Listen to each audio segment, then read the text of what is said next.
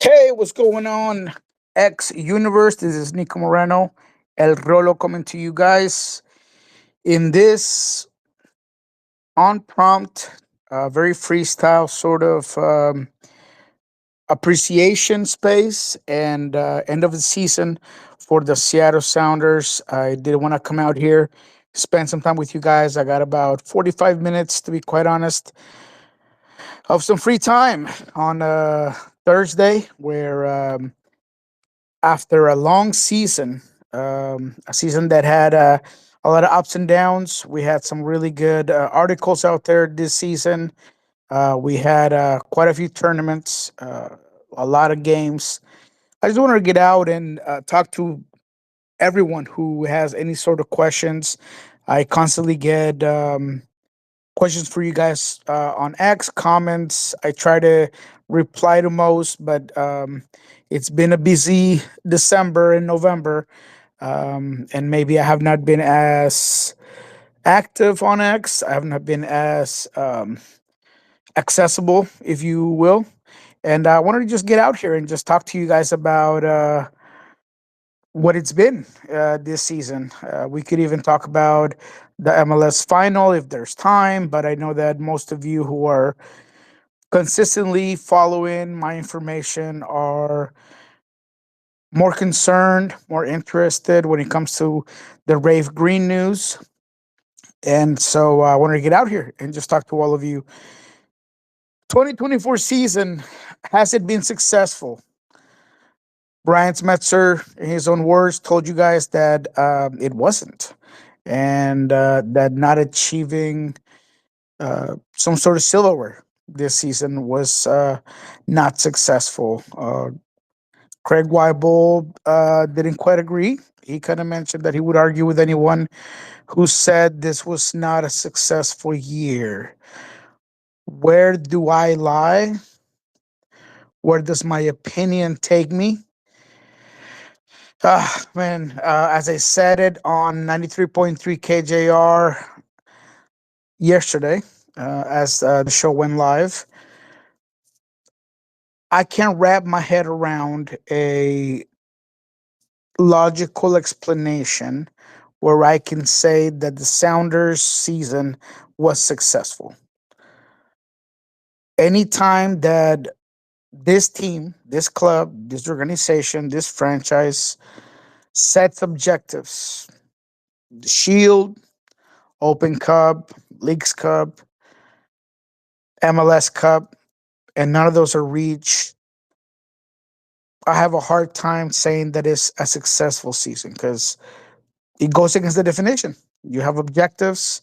Maybe there's other objectives, right? Developing players, that perhaps was a check mark. You developed Paul Rothrock. You developed Georgie Banungu. You had a breakout season with Obed Vargas. So you check that, right? You put that in the achieved objectives for 2024. But in the overall of every single one of those objectives, um, I don't think that you were able to achieve most of them, right? And therefore is a non-successful season. The reality is that this Sounders team, regardless of a strong end of a 2024 MLS season and a good run in Leagues Cup and getting some good wins, including one over the LA Galaxy, getting to the semifinals of a US Open Cup. They were one game away from a final in order to achieve a title in US Open Cup, and they failed at home against the LA AFC of Steve Cherundolo. That kind of the wheels of that bus fell off at the end of the season, and you were at home. You were under with your crowd. You were in a field that LAFC was not accustomed to, and you were unable to achieve that goal. You were unable to beat LAFC. Months later, uh, you had an opportunity to reach an MLS final. Is it a positive that you got to the Western Conference Finals. Yes, absolutely. 100%. I can't deny that. It's somewhere where maybe many of us did not think they could achieve. I know I didn't. I didn't think they could make it there.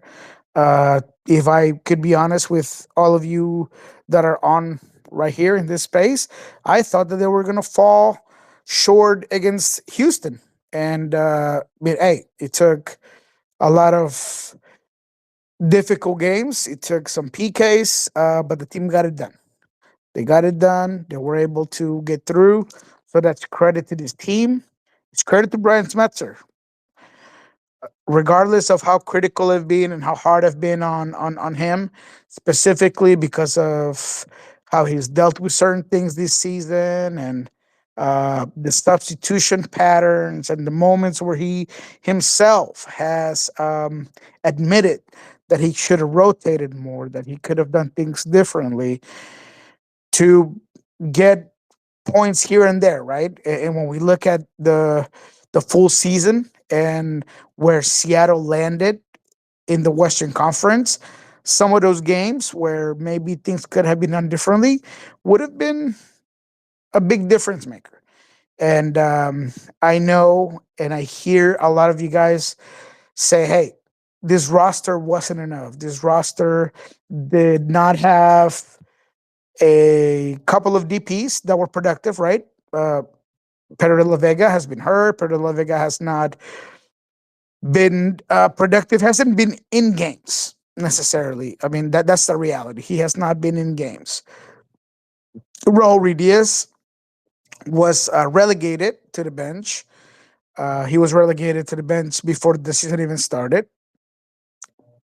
The only reason Raul Diaz started the 2024 season as a starter was because of a Albert Rusnak injury, and therefore, to me, looking into the full scale of the roster, I still have to wonder. Could have been done differently? Could Brian Smetzer have done more to cultivate, motivate, have a Raul Diaz that was more readily available, more influential, used more of him to uh, manage Jordan Morris's minutes, put him in different positions, but mainly keep the fire, keep the spark within Raul Diaz. I have that question, and we could open it up later on. Leo Chu. I know that a lot of you guys are critical of him. I have been critical of him.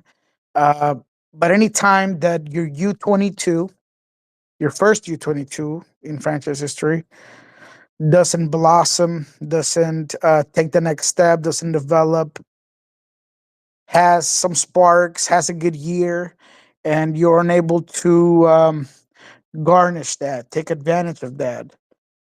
To me, I have to put it on the coaching staff, how you dealt with him.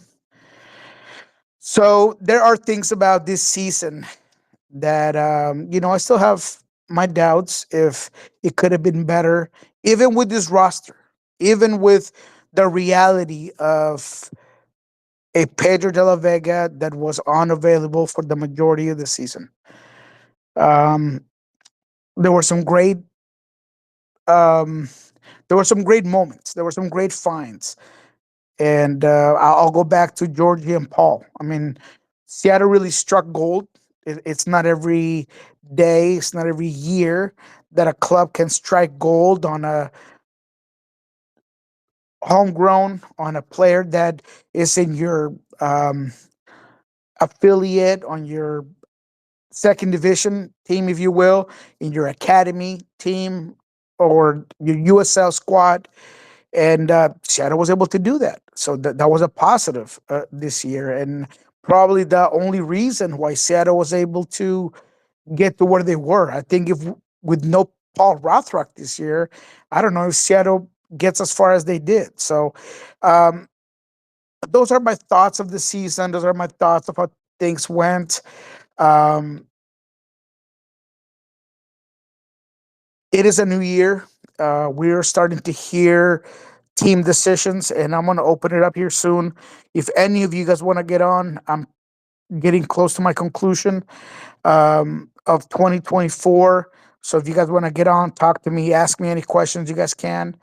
Um, Everything I just said, everything I just talked about, that's the reason. That's the context behind my conclusion of why, although 2024 was not successful, it was encouraging.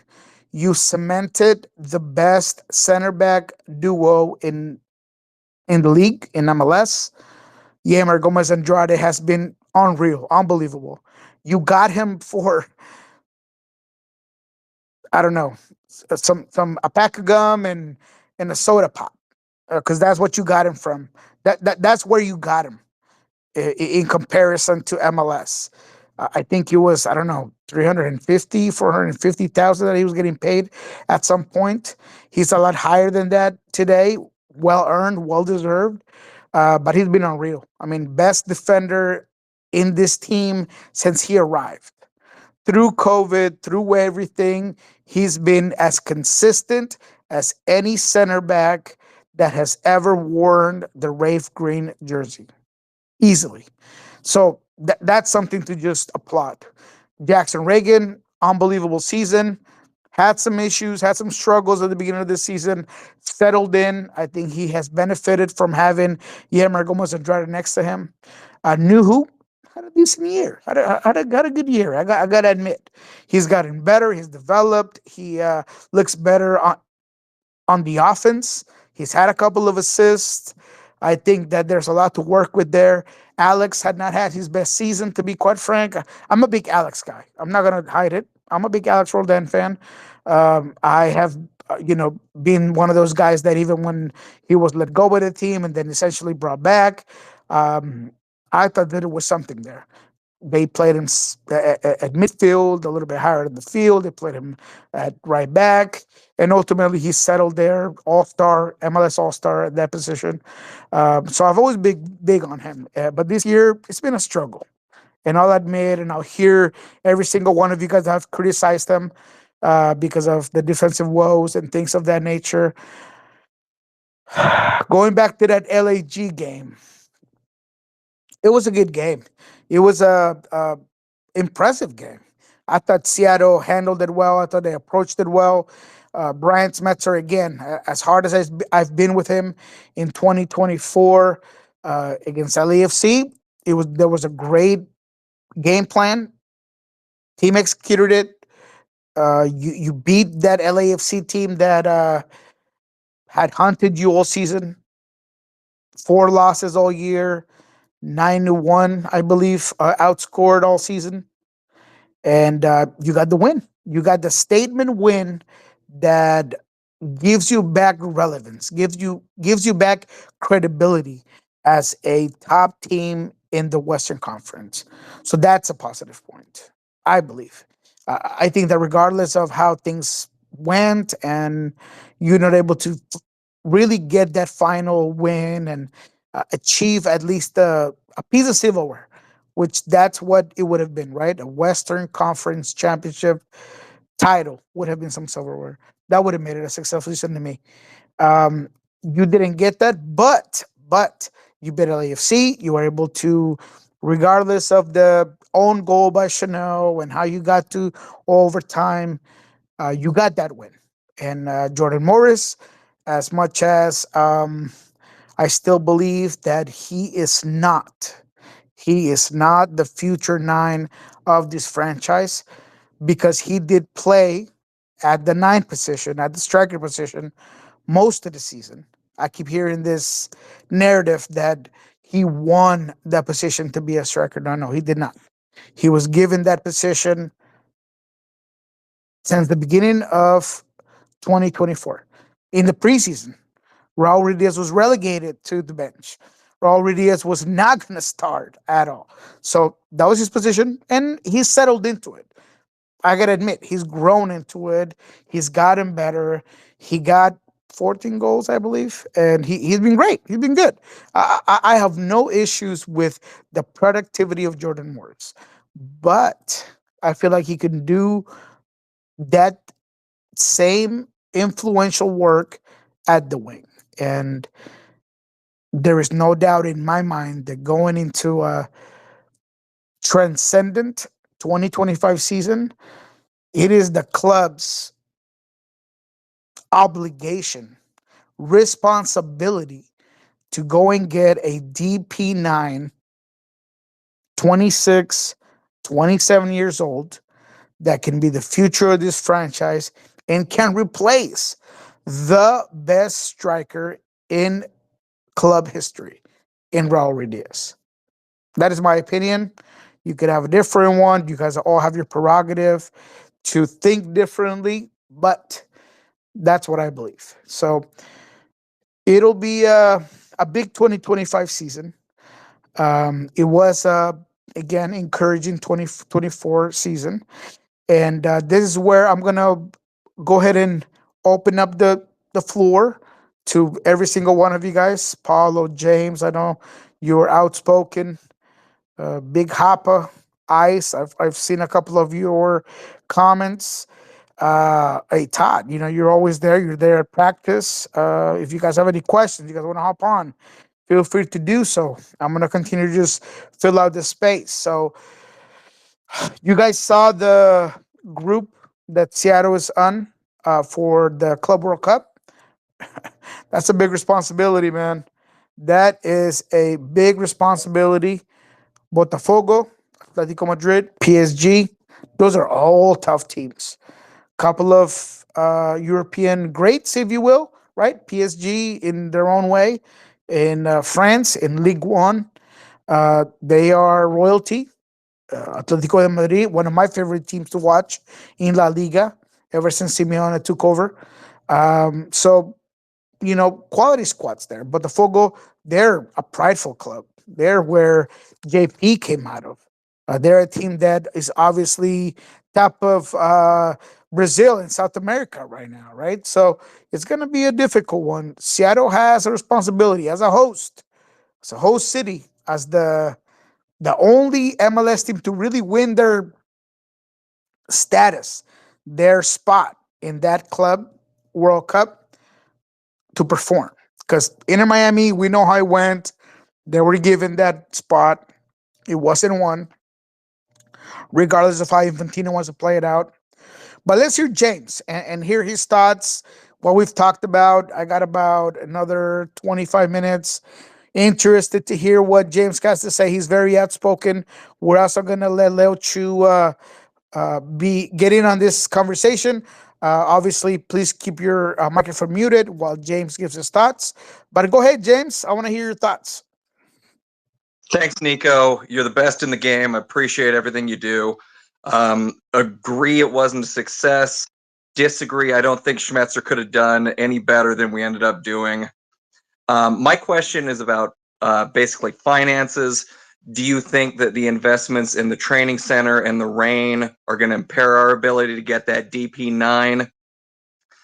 Do you think the reduced attendance is going to reduce our ability to get another DP? And do you think that the rumored prize money for the Club World Cup could change any of that? Thanks again for all you do. James with the hard, scorching questions, man. And I appreciate it. I really do. Those are good questions. And those are questions that I've asked directly to Craig Weibel. I asked about not just the facility investment, but the purchase of the rain and how much that would affect the operation budget of the team. And I was told it wasn't. Now, between me and you, and whoever else is listening, and whoever else listens to this going forward in our YouTube channel at Pulso Sports, and um, anyone else who picks up this audio, I don't believe it. I don't believe it. I think that there is some correlation between everything that the team has done and that it has affected and handicapped some of the decisions that Adrian Hanauer makes ultimately, and that limit Craig Weibel's ability to go out there and get anybody else that's influential or could be influential, and guys that he's wanted and guys that he's lost on the negotiating table because he doesn't have the budget to do so. So let's put that there. James, what was the other one? You said a couple of ones. Remind me again. Do you think the Club World Cup rumored prize money is going to be spent quickly or in the roster? Yeah, that's not there yet, and I would imagine it does go down to the roster, but it won't all go to the roster. That I know in conversations that I've had with several members of the club, it will be delegated to several different divisions, fashions, needs within the club. And what was the other question? I don't think I had one, but I'll throw out one last one if I can. Do you think that the club has learned anything that from what went wrong with the signing of De La Vega, and that it might change how we do things going forward? And then I'm done. Thanks so much. No, no problem. Absolutely, right? I mean, I think they've learned that it is a lot harder to develop a talent, go out there and get a prospect that works rather than a player that is proven, right? I remember, and I've said this in several shows, several spaces. Gard Lagerwey had a rule. I am going to get a player that is between 26 years old to 29 years old, that's proven, that has been young, that has learned, that has developed, that I don't have to guess on. I'm not gambling on them. I know that they're going to come and produce. And I think Craig Weibel and the rest of the remainder Seattle Sounders administration and front office have learned that it's difficult to gamble on a player. I think that there are moments, flashes of Pedro de la Vega that I get excited about. I do. I think he's a talented player. I see it in practice. I see it in the small sided games. I see it in drills. I see it in moments within practice where he's dominating the ball as if I was juggling oranges at my home with my hands. I mean, the guy is talented. He's quality. But can you do it in 90 minutes? Can you do it on the pitch? And can you get fit enough, conditioned enough to produce in MLS? Because look, believe it or not, people have this stigma. They have this wrong notion about MLS that is easy to play out here. It's not. And you've heard it from Higuain, you've heard it from Lampard, from Pirlo, from some of the best in the world. That you can't just come in here and just have a cigar and kick back, do work, and you're just going to dominate. It's not. You got to be conditioned. You got to work. You got to be ready for a lot of things. And I think Pedro's learning that. And I've said this also in many places that I've been able to be a part of in shows is that I can give you 100 different cases of players that were successful in their second year and their third year that needed that time to grow and develop. Brenner, Luciano Acosta. I mean, there's a bunch of players that I could mention that just needed some more time. So let's give Pedro time. I still believe, I do. And I understand that this year was a bust. I'm not gonna shy away from saying that this year was a bust because even with the Seattle Sounders expectations, which were not, and let me be very clear, were not that Pedro de la Vega was going to come in and take this team to the next level. It was not. Go back and listen to the press conference that I was a part of. The question was asked about what were Pedro de la Vega's expectations, and both Brian Smetzer and Craig Weibel told everybody that it was just Pedro La Vega being a contributor. That they want him to be a contributor, they want him to be a part of the team, that they want him to just help out. It wasn't to be the new Lodero. It wasn't to put the team on his back. It wasn't to be the player that was gonna take this franchise to a whole new level. It wasn't. So maybe people don't realize, don't remember that, but we heard that from them. And it shouldn't been. Not for a guy this age. It wasn't Lodero coming in from being Boca Juniors 10 and being this player that had all of this trajectory and relevance and credibility. It wasn't that. It was a player that you were hoping was gonna develop and was gonna show, and he wasn't. And honestly, even to that expectation, he did not meet that expectation because he wasn't a consistent contributor. But let's give him another year. Let's give him another year for him to have a full preseason and see where he can be at. I am excited about 2025 season for Pedro La Vega, but I also will hold him accountable that he is probably the player that has the most to prove in Sounders history. There isn't another player that I can think of that going into a season has that much to prove. Even Clint Dempsey, because he wasn't amazing in his first year. He wasn't. But even he didn't have the responsibility that Pedro de la Vega has next season to prove himself. So thanks, James. You're amazing. I love your passion, your questions, man. Sometimes they get out there. They get a little wild. I'm not gonna lie to you. They get a little wild, but I appreciate it because it is your job as a fan, as someone that follows the team very closely to have that expectation. Believe you me, man, Real Madrid gets fans that aren't happy when the team wins the league title. They're not happy about it. They're thinking about Champions League. If there's no Champions League, it's not a successful year. Now that's some expectation. So I appreciate you just keeping that to your liking, to your expectation. I love it. Leo Chu, go ahead and give me your thoughts. I have about 10 more minutes, my man. Go ahead.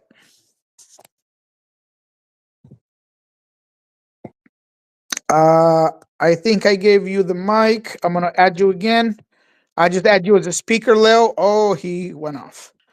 Oh, no, there it is. Hey Leo, Nico. there you go. Um, Hey. I have some questions about Chu. First off, Oh, yeah. You should. Yes, go ahead. I'm just confused as to why the Sounders activated his option when he had such a horrible, his third year with the team, and showed that he really doesn't really have much of a place in the current roster. Why the team decided to keep him? Yeah, look, man, it's simple. It's the Sounders. It is the Sounders and Craig Weibel's inability to realize that that investment money is gone. What they put in for Leo Chu is gone and it's not coming back. I hear a lot of people that read and were informed about Flamengo's interest and how Craig Weibel did not want to make that deal. That's not necessarily true. Um, I can tell you with information that I've gathered, resources and resources that I'm not willing to discuss, and people that have provided me with information that Leo Chu's agents and the agent group and those who run his rights, they're pretty influential. And whenever you have a player that wants out because he's not being played the way Leo Chu hasn't been played, you can be influential with clubs, and Flamengo was interested. Were they willing to pay the money that you probably heard reported? Maybe not, right? And maybe there was a call, an email sent to the team, but nothing was really negotiated, worked in a significant amount of time in order to make that move happen. Had it happened and had Flamengo really put the money out there, I think Leo Chu would not be here. And that's because Brian Smetzer, maybe a year ago, realized that Leo Chu just didn't fit.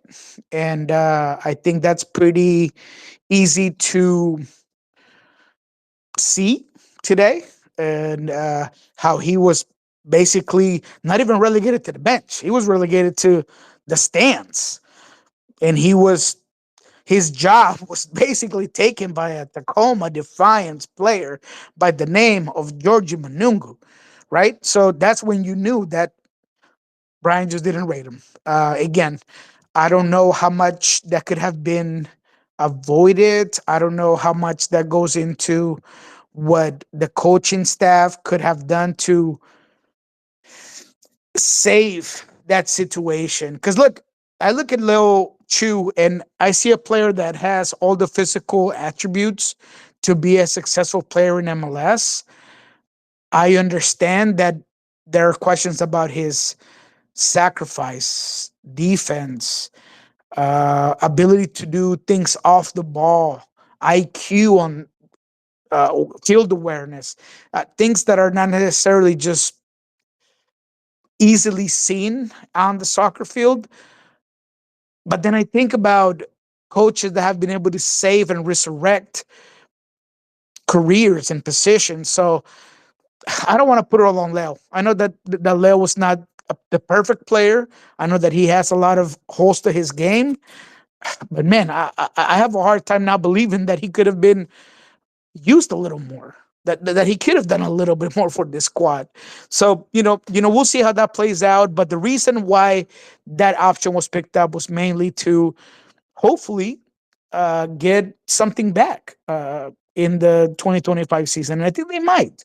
I think that there are enough MLS teams needing a winger and enough teams in South America needing a winger that you might be able to get some money back. So I hope that answers your question. Is there anything else that's on your mind? Anything else that you want to hear from us before we call it a day? Yeah, I know probably the most controversial DP, Albert Risnak. Um, what is the current future for him? Is there any new news, or is it just vacation at the Sounders right now? Great question. Very good question. Albert Rusnak, it is another topic, another player that we're going to be following quite closely. If I was a betting man and someone said, "Hey, Nico, do you want to bet that Alberto's back next season?" I think he will. I do believe that he's smart enough to ask for a raise after the stats he put up this season. Do I think he'll get what he's shooting for? Probably not. If there's something that I've learned over a decade of following MLS, is that your agents are always going to ask for the high end, knowing that they're not going to get it, right? So if I want $3 million, I'm going to ask for 3.5. If I want 2.5, I'm going to ask for 3 million. And I think that's what they're going to shoot for. I really do believe that Albert Rusnak is going to ask for $3 million. I really do believe that he's going to ask for $3 million. I think he's going to want to get a raise, and you ask for three, and maybe you get 2.6, maybe you get 2.7. But I think he'll get that. I think he will. Maybe not 2.7. I'm just saying I think he'll get a little bit of a raise. I think he was at 2.3. Maybe he'll get 2.5. But I think that the club is really willing to keep him. I think that the club is really willing to keep him, and I think that he has some leverage, and we'll see how it goes. But I really hope that this team is strong enough to let him go if he has beyond that. I really do. So, with that said, guys, I really appreciate it. I'm gonna go ahead and cut it short. I keep getting calls here from my oldest. I gotta go pick him up here in a couple of minutes. So, I really appreciate you guys being on. I appreciate all of you following my information, trusting me with your time, with the trust of information. That's big for me. I'm hoping that next season we're gonna do more English content, maybe a couple of podcasts, and if not, more of this open mics. I know you guys enjoy it. I'm gonna go ahead and put this in our YouTube channel. Really appreciate it. So this is Nico logging out. Really appreciate you guys. Have a happy Christmas, a happy New Year. Let me know if there's anything else I can do for you guys. Hit me up on Twitter. Please, please, please follow us on Pulso Sports. It helps us out a great deal. Have a good day.